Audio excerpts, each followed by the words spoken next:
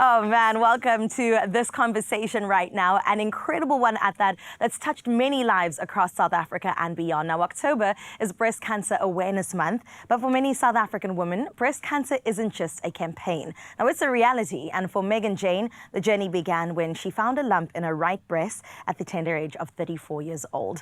Now, what followed was a race against time, but also a story of early detection, access to care, and the power of people who showed up for her when it mattered the most. So today we're joined by Megan herself, a radiologist, Dr. Leora Sweden, as well as Luann Sohn from Project Flamingo, an organization closing the treatment gap in the public health system. Ladies, welcome. Welcome back, Luann. Thank you guys so much for being here. And wow, what a story. Also in the pink. I see you, girl. That is so beautiful. But Megan, please take me back to that moment in 2023, which was literally just around the corner. What made you decide to even check, and quickly finding out that you had this lump? What was the journey for you after that? Yes, it was extremely shocking for me. You know, I was 34 years old and so young at the time, and so I had a lot of fear. And when I did discover the lump, actually my fiancé discovered the lump. And at the time, I initially thought that it was probably stress because I'd gone through a very stressful time. And because I also have a very strong history in my family, I have my sister who was diagnosed many years ago, 10 years ago. I have 5 aunts, and then also my cousin more recently that is on a healing journey. Sure. And at that stage, I then thought, you know what, I need to have myself checked out. And so I ended up going to the doctor and then went for my first mammogram and ultrasound. And then I decided to seek a second opinion. And that is when I ended up at Walhuman with Leora. And that has been life-changing for me because Leora ensured that I got the care that I needed within the time that I needed. And so that's where it all started. My goodness. And I love that they say early detection is key. So shout out to your fiancé as well for being aware of your body. And then, of course, to you, Leora, which I want to come to you because, as you heard Megan say, it's life-changing work that you have done for her in particular. Now, for somebody walking into your office, also just seeking help and seeking a lifeline, essentially, what happens in that initial scan or in that mammogram? What are the steps that you go through? So patients coming in for mammograms, it's not just about having a mammogram, then, you know, shunting them out the door. I think what's really important and what happens and should happen in a specialist breast centre is that the doctor or radiologist analyses the mammogram and then goes to sit down with the patient, and the examination is not complete at that stage. Most patients, in fact, all patients should have an ultrasound in addition to their mammogram. It increases the sensitivity and specificity of picking up a breast cancer. And I use that time to liaise with patients just to make them feel at ease, enlighten them if their mammogram is fine. If it's not, start preparing them for the fact that there might be something that I feel uncomfortable about and that we're going to need to take further. But it's all about that one-on-one communication, just in terms of decreasing anxiety. And I thank you for that because I feel like you have perfect bedside manner too. Even the way you're talking to me now, I'm like, everything is going to be okay. So I get it, Megan. I get it. And thank you for coming, you know, to the rescue and doing what you do and serving in the way that you serve. And I got to come to you as well. Now, in public hospitals in particular, we all know the struggles about the delays, months. It can even go into years, which is so unfortunate, especially when time is not on your side, right? So how does Project Flamingo, and we love the work that you do, step in to actually practically speed up the care? Yeah, so the public health system, that is the very sad reality, and I think especially in Breast Cancer Month, we have to focus on that. We have to tell the story of thousands of women in this country that do not have access to equitable care, you know, that the post-diagnosis sit in waiting lines. And you have an infrastructure that's just not adequate for the patient load. And that's exactly where we work. We work in the trenches of the public healthcare system. We've done it for 15 years. Our model is simple. We, on a Saturday, open up further, on the surgical side at least, we open surgery theatres on a Saturday where we make use of the volunteer services of anaesthetists, of surgeons, people who work in the system who are willing to come in on a Saturday. Project Flamingo funds all the rest, and we open up more slots. So what we do is we effectively have a hospital at X amount of slots, we give them more. That has a knock-on effect on the other patients waiting in the queue. So but everything that we underpin, everything we do is driven by the fact that it's someone's fundamental human right. It is Megan's fundamental human right to receive equitable, evidence-based access to care. And on top of that, we believe in dignity. If someone doesn't have curtains around the bed, if she doesn't have linen on her mattress, that's not a dignified experience. And that's exactly where we intervene. Beautiful work that you guys are doing. And I love the fact that people are volunteering their time because they also see the need. And like you said, the actual right of so many women around the country. Megan, I want to touch again on your family. You mentioned the history is quite heavy. And that's quite a reality that you have to deal with in and of yourself. Your sister, your 5 aunts, your cousin that you mentioned as well, that's on a healing journey. So how did that sort of change your decision to push for immediate answers? Do you feel like there was more of an urgency in your response? Yes, there was definitely more of an urgency because of my history. And also what I did do was I also decided to have a gene test because none of my aunts or my sister had a gene test. And so it was very important that I knew what was happening in my gene. And that is when I discovered that I am BRCA1 positive, which means that I am at a higher risk of getting certain types of cancers.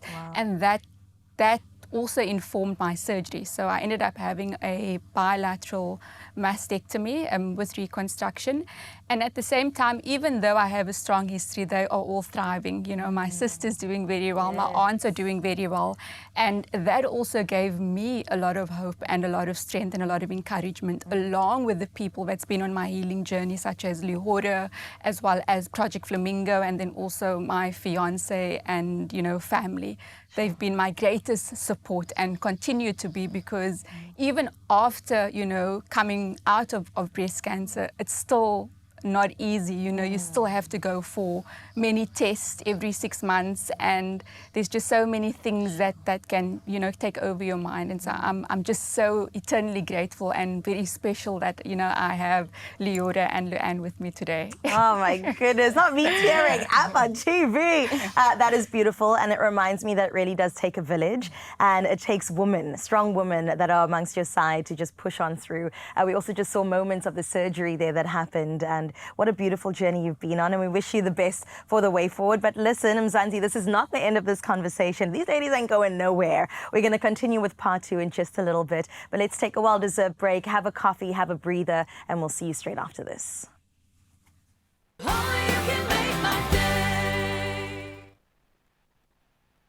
It's my feel-good breakfast show.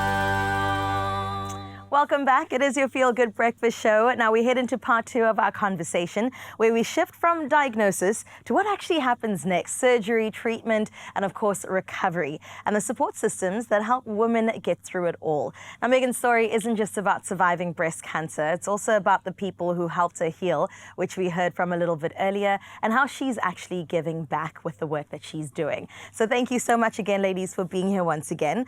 Leora, Megan did touch on time, and I think time is of the essence, especially when you have a diagnosis. So how does time play into everything, whether you have a lack of it or more of it? Absolutely, that's a fantastic point. I think that time plays it's an extremely important factor, especially if one is dealing with an aggressive breast cancer. We need to make the diagnosis, and we need to refer on into the multidisciplinary team. The majority of patients with breast cancer that has metastasized, meaning it's sitting in a lymph node gland under the arm or moved elsewhere, they're going to need chemotherapy. So we want to get mobilized and get started with that in order to shrink disease. But in the same breath, what I think is really important for me and that patients understand is that there's a lot of panic associated with a breast cancer diagnosis.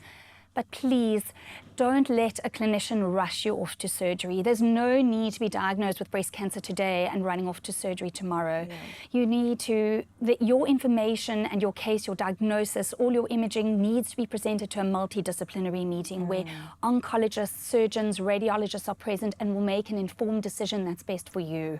There is no need for rush in terms of, I've been diagnosed with breast cancer today, I've got to go to surgery tomorrow. It's not like that. Everything about breast cancer nowadays is de-escalation. We try to shrink disease and make make certain cases more operable so that patients are, so we're moving away from radical surgeries. So time is important, but you don't need to be rushed to theatre tomorrow. I love that, Doc. Thank you so much. And I mean, again, I get it, right? I get why you're like, shout out to the good doc for helping you through this. And I do wonder, Megan, how your life has changed. I know you did have surgery, and you've explained, of course, to us from the BRCA1 positive, the gene that you found. And so you made that decision to have the surgery. But how has your life changed since you've undergone treatment and you're on the other side of your healing journey? Yeah, my life has changed so much. You know, I realized that nothing in life is certain. We don't know what tomorrow holds. And so one of my greatest lessons has been to fill my own cup. You know, as women, we extend so much of ourselves. We're always giving to people around us. And that was me before November 2023. I was saying yes to everything. And I've now learned to put boundaries in place. I've learned to do things that brings me joy. And then to spend time with people that matters to me. And, you know, another thing that's also helped me greatly has been my faith. It's been one of my greatest anchors that has made me see the positivity in all of this, even though it is very scary. That's beautiful.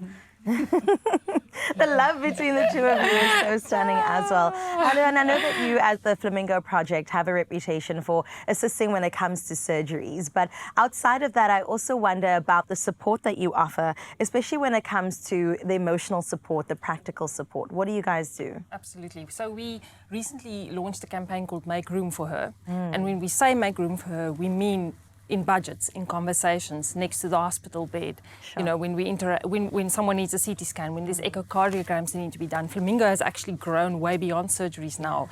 But coming back to the emotional side, I cannot tell you what it means to a patient when we do patient visits on a Friday, because all our surgical patients get seen by a patient support team on a Friday.